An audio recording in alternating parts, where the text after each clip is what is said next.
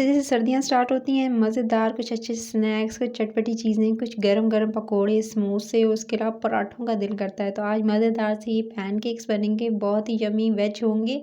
तो इस veg recipe के लिए सबसे पहले आपको चाहिए मूली। अच्छा, मूली आपने लेनी है और इसको फ्रेश लेने के लिए आपको बताऊँगी, अगर आपने फ्रेश लेनी हो तो इसके लिए ये देखना पड़ेगा कि थोड़ी ढीली-ढाली ना हो, थोड़ी-सी ये फ़र्म हो, यानी ये थोड़ी सख्त होनी चाहिए। उसके बाद आपने इसका छिलका उतार कर इसको आपने ग्रेट कर लेना है। अच्छा, ग्रेटर जो है उसका जो बड़े वाले सुराख होते हैं ना, उससे आपने इसे ग्रेट करना है। आप सोच रहे होंगे बड़े सुराख से क्यों करना है भाई, ये जो बड़े बड़े होल होते हैं इससे करेंगे तो इसे ईज़िली जल्दी हो जाएँगे, ठीक है? ईज़ी होगा आपको करने में। दूसरा ये है कि आप लंबे-लंबे थोड़े से ही होंगे और इस तरह से जो है वो आपने इसे जल्दी से ईज़ी से आप इसे कर सकेंगे और इंस्टेंट आप जो है बना सकेंगे अपने मज़ेदार से ये दे सकते हैं केक, पैनकेक। चलिए जी, मूली को मैंने अच्छे से ग्रेट कर लिया। अब आपने इसके अंदर डालना है नमक। मूली कड़वाहट होती है इसके अंदर, कड़वाहट भी नमक से चली जाएगी। साथ में इसका जो अंदर पानी होता है ना, उसको हमने निकालना है। पानी नहीं होना चाहिए, नहीं तो मॉइस्चर जाएगा और पराठे एकदम जो है क्रिस्पी खस्ता नहीं बनेंगे। आपने मूली में आधा टीस्पून जो यानी एक मूली के अंदर आधा टीस्पून नमक का भरकर आपने जो है वो डालकर उसके बाद आपने इसको छोड़ देना है 15 से 20 मिनट, जब तक कि हम आटा गूँध लेते हैं। अच्छा, आटे की डो बनाने के लिए सबसे पहले मैंने लिया है 1 कप भरकर मैंने आटा, गेहूँ का आटा नॉर्मल जो आपके घर में आता है, बस वो वाला आटा आपने लेना है। उसमें आपने डालना है आधा टीस्पून नमक और साथ में थोड़ा-थोड़ा करके इसके अंदर पानी ऐड करना है।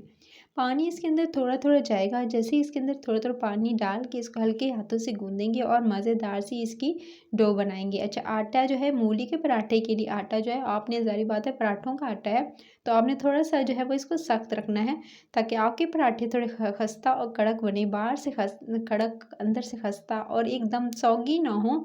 आपको फ़ील आनी चाहिए, लच्छेदार पराठे होने चाहिए, चाहे आप बल दें ना दें ज़्यादा, लेकिन आपके पराठे ज़रूर क्रिस्पी होने चाहिए, तभी तो स्वाद आता है। सो अब आपने इस तरह से इसकी डो गूँथनी है और पानी का इस्तेमाल जो है इसमें ज़्यादा नहीं करना है, बिल्कुल रनी नहीं आपने इसको बनाना है।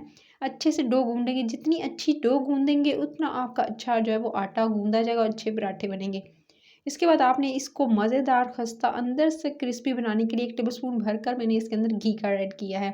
घी से क्या होगा कि ये जो एकदम जो इसके अंदर घी डालेंगे तो सॉफ्ट तो होगा, लेकिन उसके बावजूद आपके पराठे बहुत अच्छे बनेंगे। इसको फिर आपने रेस्ट पे छोड़ देना है। आटे को जब तक रेस्ट पे नहीं रखेंगे, कभी भी आपके अच्छे से पेड़े नहीं बनेंगे और अच्छे पराठे नहीं बनेंगे। अब मैंने इसको 15-20 मिनट के बाद आप देख सकते हैं मैंने इस मूली ने पानी साइडों पे छोड़ना स्टार्ट कर दिया था। अब आपने क्या करना है, हाथों से दबाकर या आप जो किसी मलमल के कपड़े में इसको आप प्रेस करके अच्छे से आप इनका पानी निकाल लीजिएगा। सारे का सारी मूली जो है वो इसको ऑलरेडी नमक की वजह से भी साइड पे पानी आ चुका था। बाकी जो है आपको ईज़ी हो जाएगा फिर आपको कि आप जो है आसानी से दोनों हाथों से दबाकर इसका पानी निकाल लें। इस तरह से आपने दबाकर सारे के सारी मूली में से अच्छे से निचोड़ के पानी निकाल लेना है और उस पानी को आप चाहें तो उसी से आटा गूँध भी सकते हैं, चाहें तो उसे डिस्कार्ड कर दें, फेंक दें, ठीक है? अब आपने क्या करना है, वो जो आपने बिल्कुल स्क्वीज़ की हुई मूली है वो जो आपने जो ली है, उसके अंदर आपने ऐड करना है थोड़ा-सा प्याज़, थोड़ी-सी हरी मिर्चें, थोड़ी-सी आपने हरा धनिया, साथ में आपने इसके अंदर हल्दी ऐड करनी है हाफ़ टी स्पून, साथ में इसके जाएगा धनिया पाउडर हाफ़ टी स्पून, साथ में आपने इसके अंदर जो है वो लाल मिर्च का पाउडर डालना है हाफ़ टी स्पून। आप जो है ज़्यादा मिर्च का इस्तेमाल करते हैं, ज़्यादा डाल सकते हैं। साथ में अनारदाना जाएगा, खटास पैदा करेगा। आपने 1 टीस्पून भरकर अनारदाना डालना है। अनारदाना को पहले धो लीजिएगा, धोने के बाद इसके अंदर ऐड कीजिएगा।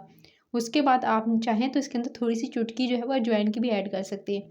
अच्छे से मिक्स करना है सारे मसाले को और फिर आपने जो आटा रखा था ना रेस्ट पे, उसके जी पेड़े बनाना स्टार्ट करने हैं आपने। एक-एक करके आप जो थोड़ा-सा जो है इस तरह से इतनी अमाउंट में आप आटा उठाएँगे, ठीक है? और अब आपने इसके पेड़े लगाना स्टार्ट करने हैं। पेड़े इस तरह से लगाएँगे आपने कि इस तरह से जो पेड़े बनाने हैं और इस तरह से राउंड घुमाकर अब आपने इसे जी हथेली पर जी इस तरह से सेट कर लेना है। फिर जी अगला काम क्या करना है, आपने खुश्क आटा लेना है, ऊपर-नीचे से दोनों तरफ से अच्छे से लगाकर साइडों से इस तरह से बेलते हुए राउंड फॉर्म में आपने जो है इस तरह से साइडें इसकी पतली करते हुए दरमियान में आटा इकट्ठा करते हुए आपने सेंटर में लेकर आना है गोलाई में, ताकि सेंटर में आटा इकट्ठा हो और आपकी साइडें जो है उसको अच्छे से बेल लेना है। उसके बाद आपने जी इसको जी बेल लेना है, बेल कर आपने जो छोटा-छोटा बेल कर उसके बाद आपने इसके अंदर रखना है सारा का सारा मिक्सचर, ये चारों पराठों में चला गया, ठीक है?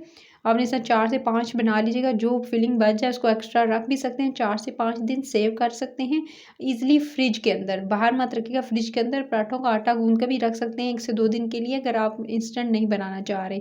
उसके बाद आपने क्या करना है, इसको अच्छे से जी अब आप इस तरह से जो है राउंड घुमाएंगे और फिलिंग को जो फिलिंग है ताकि बाहर ना आए और आप बाहर ना निकले, इस तरह से इसको जी प्रेस करते हुए इस तरह से, ठीक है। और जिस तरह से कचौरियों को जो किया जाता है इसी तरह से, और ऊपर वाला जो आटा है घुमाएंगे और उसको आप चाहें तो निकाल दें या इसके अंदर ही आप प्रेस कर दीजिएगा।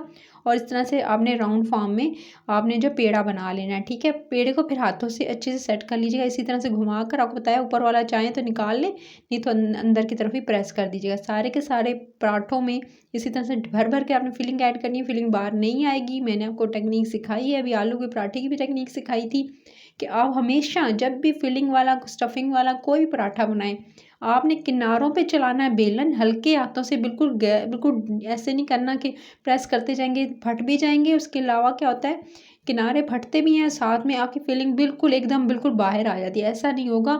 वो लोग बिगनर्स स्टूडेंट हैं, चाहे वो बिगनर्स हैं, तो आप जो उनके लिए कि आप हल्के हाथों से किनारों पे चलाएं बेलन, और उसके बाद आपने उसको दरमियान में सेंटर में जो इकट्ठा करना है उसको सेंटर में थोड़ा मोटाई पे रखना है और उसके बाद उसको अच्छे से बेलना है। उसके बाद आपने इसको तवे पर पैन पे डालना है, पहले खुश्क दोनों तरफ से सेकेगा, फिर आपने इस पर घी डालना है।